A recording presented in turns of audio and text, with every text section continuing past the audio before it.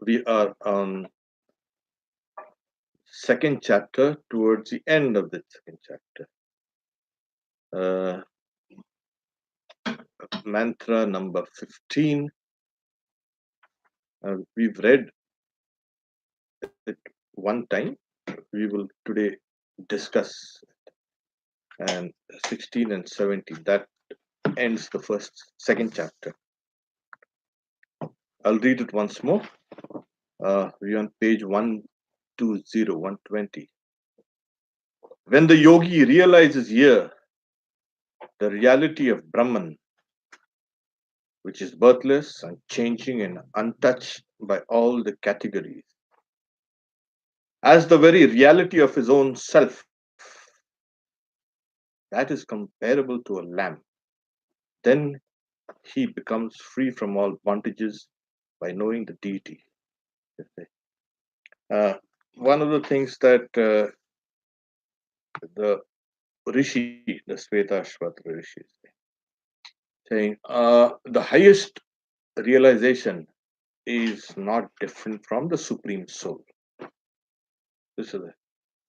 And Shankaracharya, he speaks about, I'll tell you in half a verse what has been elaborated in hundreds of, you can say, books on Vedanta. Slokardena pravakshami yaduktam grantaku. What is he saying? Brahma Satyam. Brahman is real. Brahman is real. Jiva is nothing but that supreme Brahman. He is non-different. It's a tremendous, you can say, statement. The Jiva, that's an embodied being, and embodied soul, is non-different from Brahman. So that is the highest experience possible also to an embodied being. Tremendous, you can say. But you need a lot of preparations. Here, Svetasvatara is talking about the same thing with the Rishi. He says, when the yogi realizes here means here in this body, this is not a post-mortem state, or you got to go to some place else. You got to probably go to heaven to experience that. No. In various Upanishads, you talk about, like, even in the highest heavens, Brahma Loka, truth is realized like, it's like light and shade, chaya. And in other levels of existence, you can see truth like in a kind of a dream or kind of a reflection in water. You see your own reflection in water, you see kind of yourself in a dream. Truth there is realized. But the highest realization, the realization as it should be, as it is within your own heart. Like you're seeing your own self in the mirror. This comes in the Kathopanishad. So within ourselves is that supreme, can say. Now there are various examples or various analogies given to try to make us understand how this realization takes place. It's like there's a earthen pot, and we know that it's empty, but it's not really empty. It has something called space within it, or air within it. And we also know that that same air is all around, all over the place. What has divided this undivided air? Just the configuration of the pot, or the configuration of this room, or the configuration of this temple, Hollywood ashram. It has, delimited that unlimited space. So is space affected by it, or is air affected by these delimitations? No. So it's like that Ghatakash and Matakash. The space is all. It is only these are the limiting adjuncts called upadis that delimit.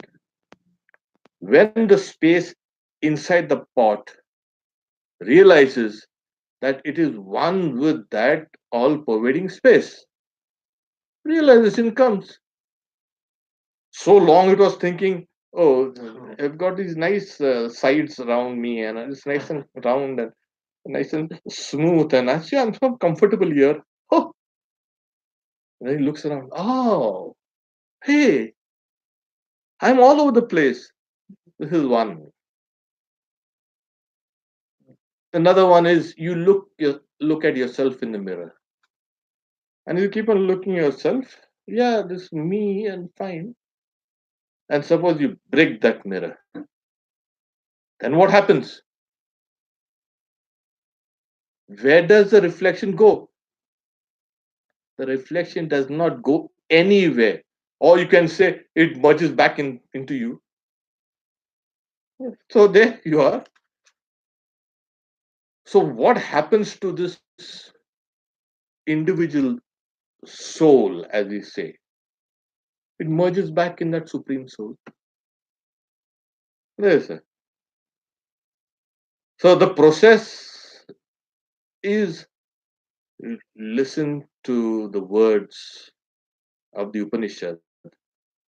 You cogitate on those words, and then you meditate on those words.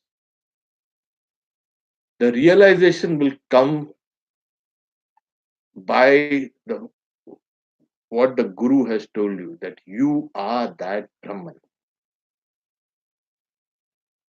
And then you realize, oh yeah. So the extreme forms of Vedanta, the elite, is saying realization comes when you realize the identity between you and that supreme self. Tattvamasi. In the Svetasvatara, you can say Chandogya Upanishad, one of the Upanishads. The father keeps on teaching the son, you are that, you are that. And we gives various examples. So the child suddenly, oh yes, I was thinking all through that I was so and this and that, and I keep on dropping those false, you can say, limiting adjuncts, those false identifications. And then what do I find? Oh yes, and that's it. So the same thing is saying when the yogi, and we have seen how the rishi has given the processes of yoga. When the yogi realizes here in this body, and that's called the jivanmukti, free while living, the reality of Brahman. Yeah, so that's the reality of Brahman. And what is Brahman? That supreme soul. It is birthless, unchanging, and untouched by all the categories. What do you mean by categories? In you have the categories of space and time and matter in all its derivatives, the earth, water, fire, air, and the combinations and permutations, all these things. So all these things are, you can say, in a way they are superimposed on that reality. You'll find that is so you'll find that, oh, Brahman, you realized it, and it's free from all categories of nature. That's what it is. And what is the nature of the reality? The reality of Brahman as the very reality of one's own self. That is important. You see that this reality and that reality is one. It is called, technically called in Vedanta, Tvam Padartha and Tat Padartha Shodhan. That is You keep on cleansing, you keep on deliberating what is the nature of this individual soul and what is the nature of that. I remove some of the limiting adjuncts of this and that, and the underlying consciousness is one. That's what I realize. Because I've got little knowledge, and that, suppose that is God, has got massive knowledge. Okay, I am limited in my powers, that is unlimited in its powers. And so I find out, oh, this, yes, but then the underlying basis of that and this is consciousness. So on that level, we won. This is that. So uh, that that yogi realizes this reality, and the analogy is given as comparable to a lamp. What is comparable? Like a lamp, uh, it's self-luminous. So when you realize that reality, you know you have realized that reality. It's self-luminous. You don't need any other knowledge to certify this, to authenticate this. So you don't need another lamp to show, oh, oh, this is the lamp. I see. Okay, fine. Mm. You don't need it. So comparable lamp is, that is, if it is self-luminous, it does not need any other kind of evidence to prove itself. So when the realization comes, you don't need anyone else to tell you, oh, you realized, huh? You know it yourself. When you eat, you know you're satiated. You know you're not hungry anymore. Does anyone else comes and tells you, no, you have eaten now and now you're no longer hungry. It is that inner conviction, inner feeling. Similarly, but of course, there are certain signs. Those realizations of yours will correspond to the realizations which are given in the scriptures. They have to. Otherwise, you might dream up something and saying, I have realized Brahman. Oh, really? Ah. Reference point. Referencing. Yes, that's a referencing. There is the words of the Guru and the words of the scriptures. These are the two, you can say, uh, evidences. That's the only thing. But otherwise, it is for some way here. You know it yourself. This is realized. And what happens? All doubts go away.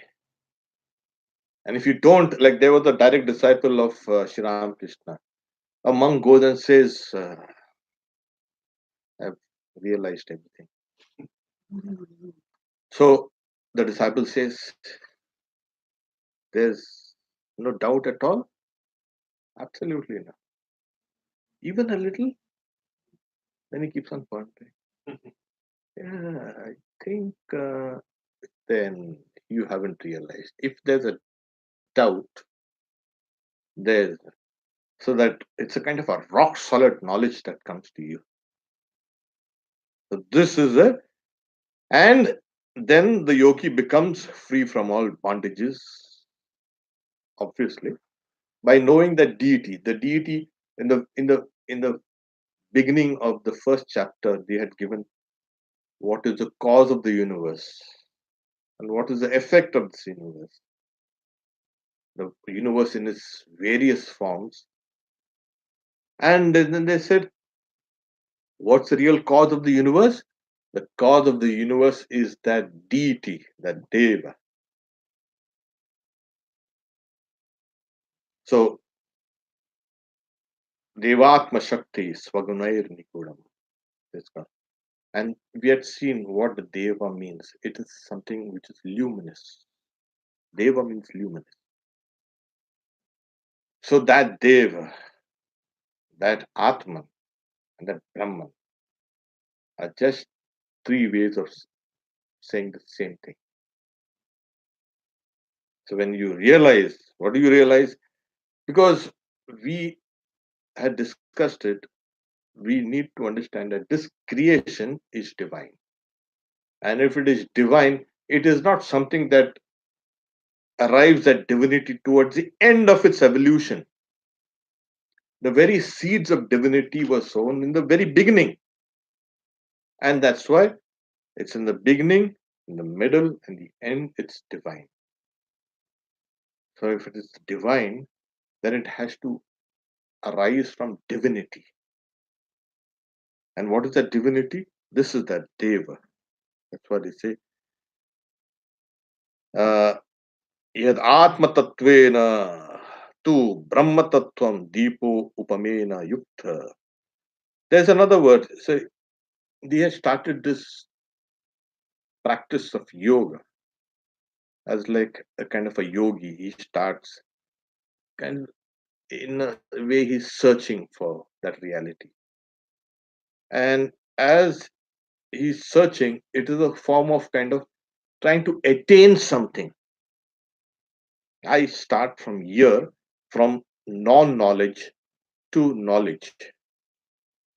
So it's a kind of a it's a travel from one place to another, or from one level to another, one state to another. When the yogi comes to a particular point, he does not feel that he has attained something. It was his own self. It belonged to him. So the word here is yukta is saying that person has joined the individual soul and the supreme soul. It's no more search anymore. And in Vedanta, the illustration is given. They were in the middle of the night, there was a party of people who were fording a river, going on the other side, maybe to meet somebody on the other side of the river, kind of a village. In India, it's very common. And Indian villages in those days were without electricity. They had lamps in the village. When you came out of the village, it was all forest and darkness. You keep on. And they had to ford the river. So the river was in spate. And they carefully they forded the river. And then they came and said, let's count is everything, everybody's there around 1, 2, 3, 4, 5. 9. We were 10 of us. What happened? Then they got distressed. And everybody started counting. 1, 9. Oh, then one person said, you are the 10th. He forgot to count himself. And when he said, you are the 10th, Dashamotvamasi. Oh, yes, we are 10 of us. Knowledge is spontaneous. It's like, no, you've kept your spectacles somewhere and you're searching for them. I, I distinctly remember I'd kept it here. Somebody comes and says, you're wearing them. Oh, yes, okay, fine. So, is this kind of acquirement? No, that knowledge which is natural and spontaneous arises when the error in your perception is shown. That's the reason why they say that it is, you can say, it is not an attainment. That's why it's good. Swarajyam apnoti. One attains one own kingdom. You are a king and you have a kingdom, and you don't go around telling who's the king. Guys will tell you you are the king. Oh, really? Oh, I see. He's not saying, oh, when did I get a kingdom? So here it is. It is birthless, birthless in the sense there is no other cause for this. Because the moment you say birth or the origins, then you need to have another factor that will give. birth to this reality. And you say, oh, this fine. Dhruvam. And then what is come unchanging. There is no, it is not subject to any time or space or causation or anything like that. It is kind of permanent. It's not affected by any category, or it's not affected by any kind of god or goddess or this or that or whatever. And saying there's another word which is used, realizes. The Sanskrit word is prapashed. See, pasha is to see. And that's the reason why the philosophies in India, they are not called philosophies. Love for wisdom. It is darshan has to see. The philosophy is called darshan. The scriptures on realization. That's what they don't say. It's a philosophy. And we translate loosely as a Vedanta philosophy. Actually, it's Vedanta darshan. If you follow this particular structure, which is laid down by these sages, you come to a point where you see in the sense of realization. It's not seeing with these two eyes, but it's a form of realization. These, you have the eye of intuition. They say that you have third eye, eye of wisdom. And mind also is considered like an eye, it sees things. When you close your eyes, you keep on seeing things.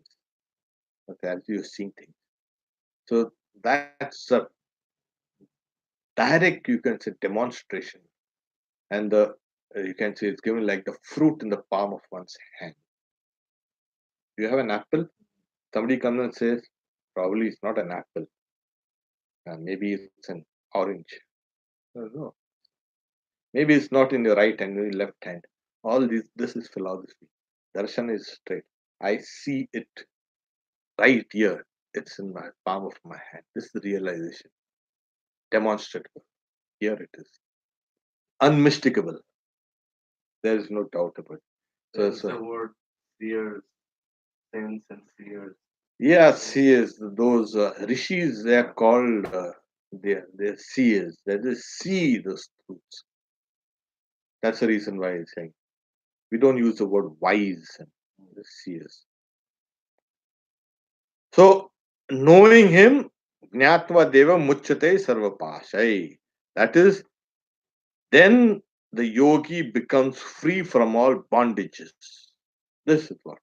What are the bondage?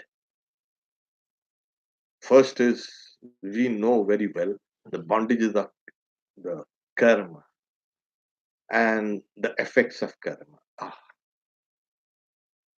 then behind the karma, I had the desire to do something, to be something, to spread out. Human beings are like that. They spread out. Though they are limited, yet they can spread all over the world. You do something, either you become famous or become notorious. You're damned by the whole world. Everybody says, what a crazy thing he has done. We, whatever we do, if the causes are powerful enough, that karma spreads all over the world. Okay. You have a, suppose you have a leader, and the leader says something good. Everybody voices, oh yes, sir.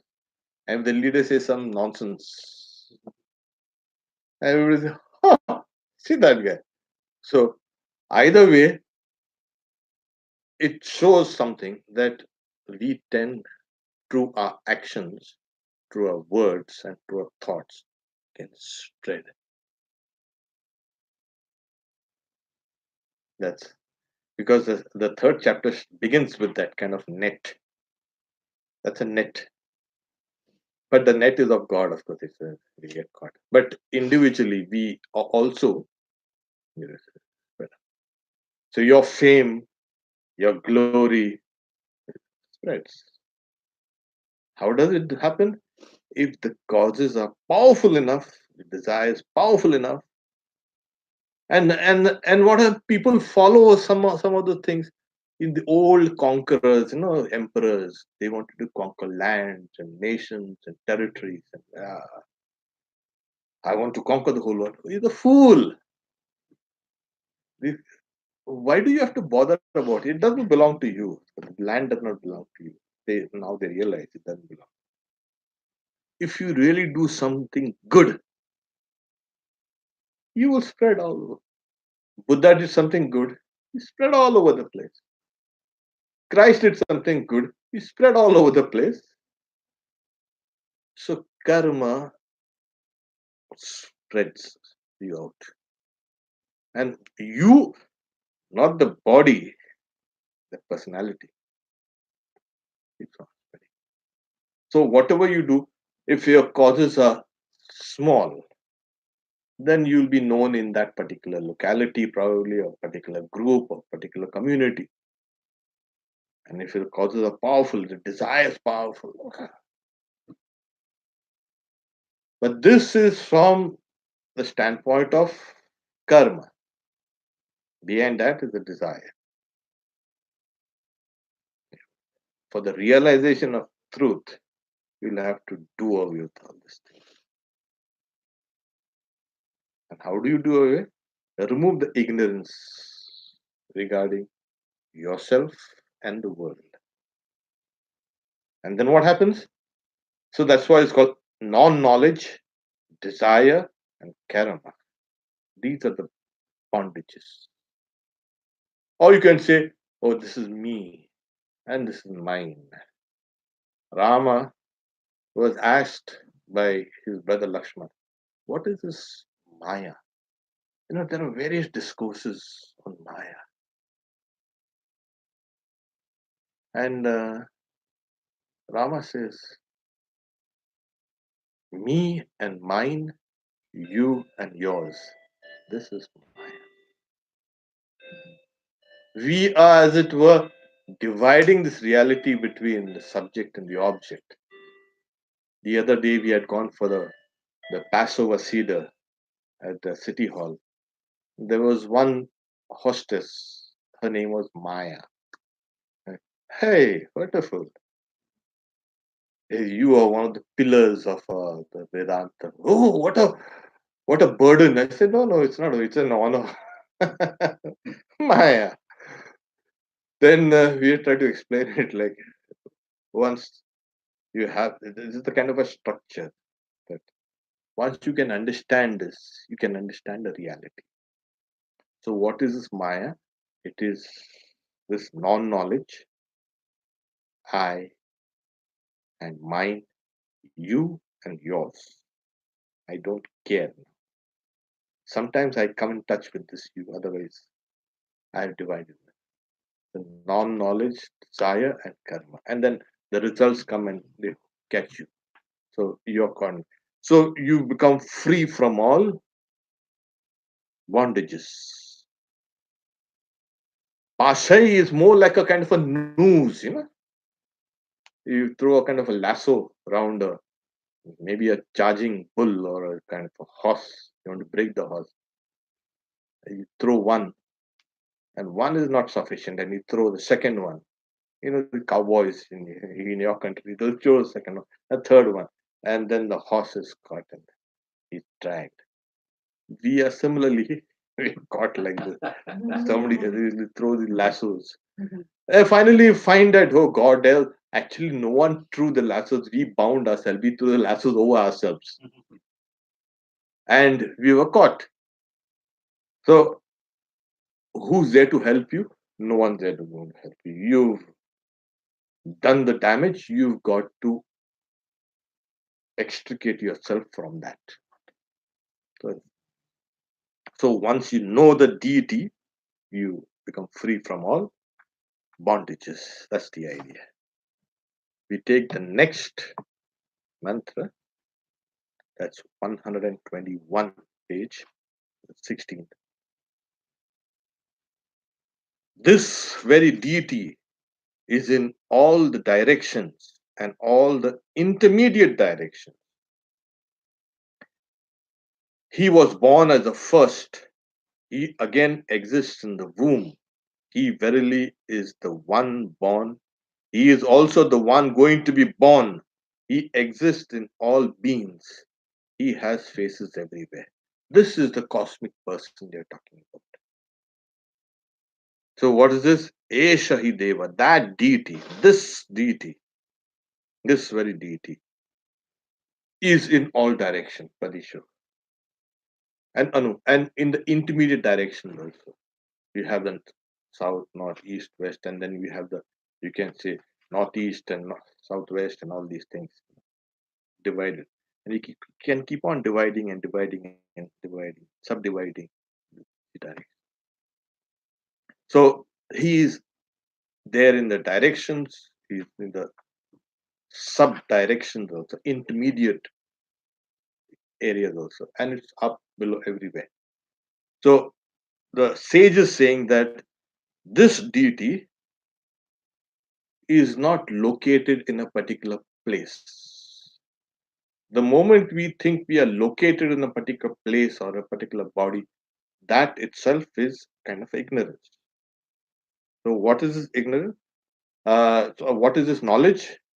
That this deity has spread itself all over in all the directions, whatever direction you want to think about.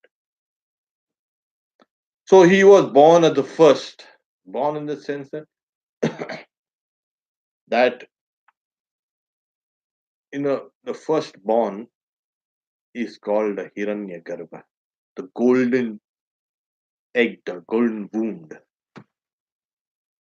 And why is it that that is the, you can say, the firstborn?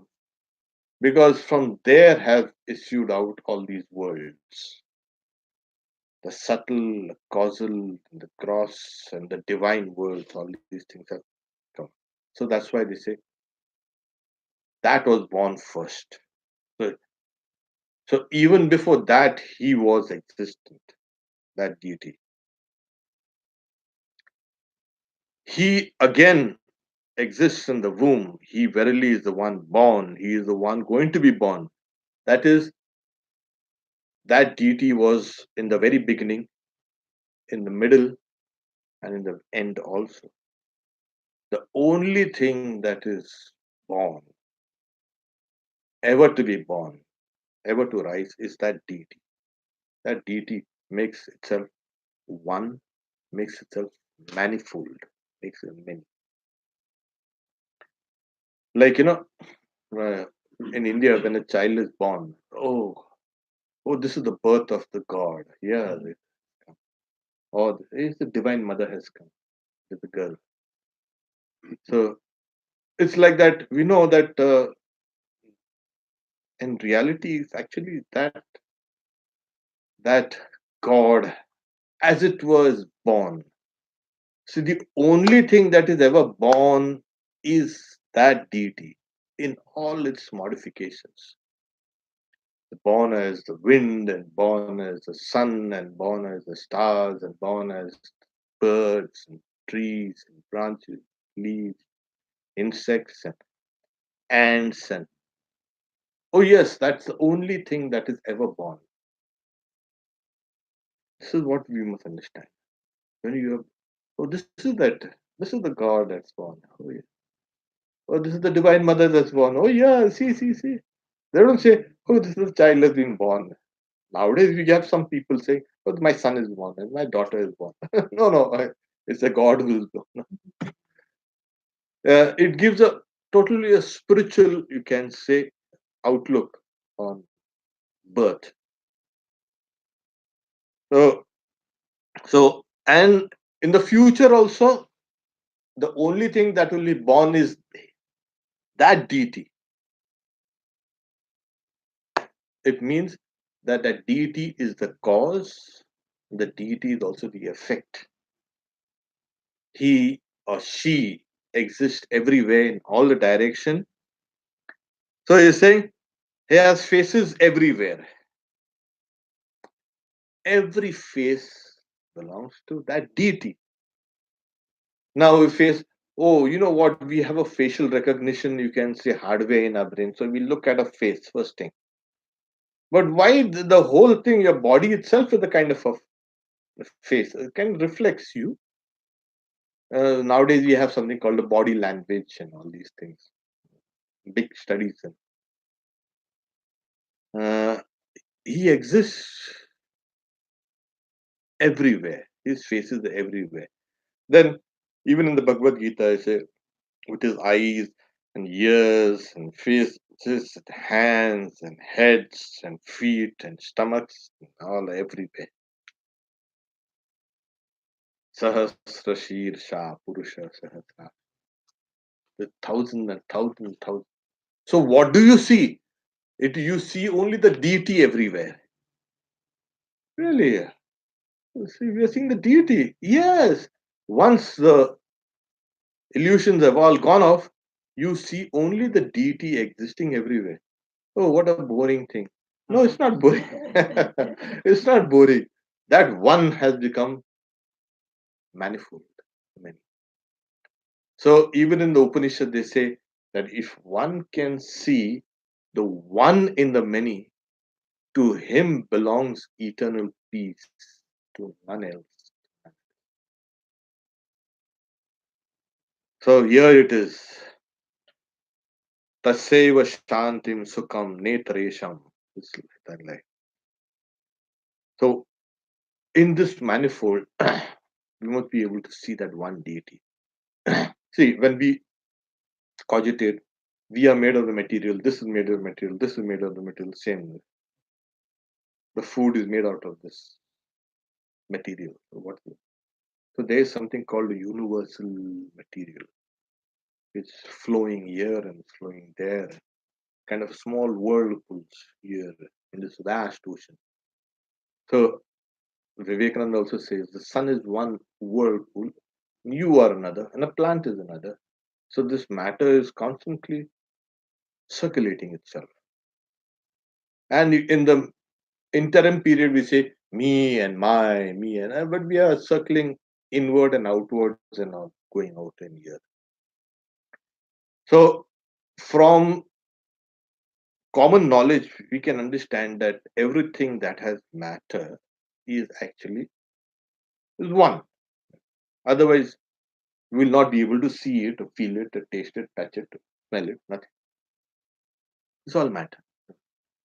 So the whole universe, it's thank God for science. So there's a vast extension of matter. We know this, through knowledge, but we don't know it firsthand. Yeah, I am no. This is me, and that is you. So this is that. The moment we can see also that same deity existing here, there, everywhere, and what the deity playing with itself. Swami Vivekananda says, then gods will play with gods, and this will be a kind of heaven.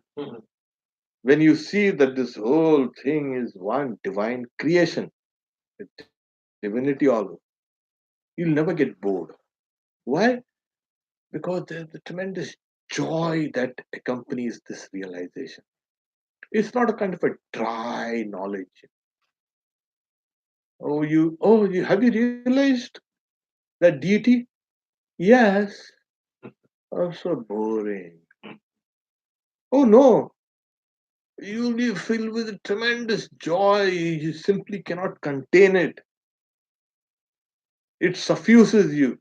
You don't even need food and sleep and all these things simply go. Yeah, somebody will give you and come and feed you. That doesn't matter, and you will eat it. That's okay. There are many instances where that person who feeds and the person who eats are the same. So we have this realization that one deity is everywhere. When you realize that deity there in the center of your being, the cave of your heart, that this Atman is Brahman, and you see that, and you descend from samadhi or from the realization, you'll see that same thing all spread all over. Oh, I thought this was a tree. Oh, yeah. Yeah. Now I see it's a tree of Brahman. Everywhere you'll find that, you'll see him, you'll feel that breeze that blows over you. You'll feel that presence of the deity everywhere. It's a tremendous state. I mean, you get immersed in that kind of infinity and that joy that is accompanied. You suddenly feel that you are vast because you've seen that deity now. And where was the deity all around? In the very beginning of this Upanishad, they said, Swagunair Nigudam. He is hidden, that deity is hidden in its own causes. That is, in its own qualities. The Sattva, Rajas, Tamas, hidden. So that hidden deity is now, it's a pratyang, that is directly perceivable, and with his face and with his being everywhere. We take the last mantra. This is the kind of a salutation. 122. Salutations again and again to that deity who is in fire, who is in water, who has entered into the entire creation, who is in the herbs and who is in the trees. There, yeah. So where do I go once you get a realization? Where do you go? So I should go to the Hollywood temple and then I will make salutations there. I should go to Malibu and then make salutations there. No, you don't need to go there and make salutations. You go, you can make salutations like this. Purastad Brahma, Paschad Brahma. Brahma is in front, Brahma is back. No, another Upanishad is like that. So it's the same thing that here you are saluting that deity, where that deity is everywhere. So that's why Yo Devo Agno Apsu, Yo Apsu, that which is in fire, that's in water, Yo Vishwam Bhuvanam Avivesha, that which has entered into this universe. Yo Oshadishu, Yo Vanaspatishu, that which is in the herbs, the plants, the trees. Salutations, repeated salutations to that deity. There you go. So this deity has entered everywhere, is everywhere, inside everywhere, outside everything. Where do you? Sri Ramakrishna one time, when he was offering, uh, performing his puja, and then he sees everything as consciousness. The dorsal, the flow, the deity, the puja vessels, everything. And he had flowers in his hand. Generally, what we do, you've seen it, no, in the puja, we take those flowers and offer it to the deity. We put the sandal paste on those flowers, and then you say the prayers and we offer it to the deity. And what Sri Ramakrishna does, he takes flowers and like a madman, he throws, starts flinging the flowers everywhere. Why? He's seeing everything as consciousness. And at one time, a cat comes, you got to feed it to the deity, your food, and he feeds the cat, the kitten. And the temple officials look at, sacrilege. What is he doing? Instead of feeding the deity, he's feeding the cat. He's seeing the divine mother in the form of a cat there coming. Sometimes, oh, mother, what, will you eat? No. Oh, you want me to eat? Eating. Huh? Imagine we are doing the offerings, you know. You cannot eat, we cannot eat before the food is offered. And here Sri Ramakrishna, some eating, feeding the kitten, and sometimes taking it, feeding it to the deity. All that thing will simply vanish. We will see the deity everywhere. He is a eater, he is a eaten. We are all there in that one reality, which is the deity. So it is this deity which is all over. The suns and moons and stars and planets, and is right down to the very atom there, vibrating. So this ends the chapter second. We will next week take the third chapter, which is now when you come down to the realization, when you describe the realization, it's much easier. Like I said, when you're describing the path, it becomes a little, you can say, difficult in understanding. So both these mantras, which the Svetasvatara has quoted, and I think that a kind of a rehash of some of the mantras which are found in the oldest part of the Vedas, Rig Vedas, Vajaseniya Samhita, Taittiriya Aranyaka. So we have this. So salutation, everywhere salutations.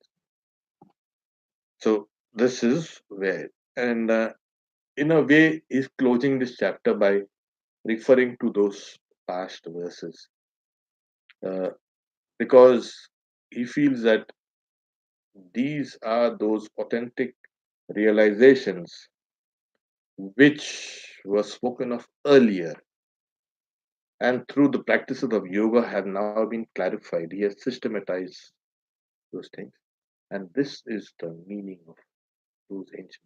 Now they can be interpreted accordingly.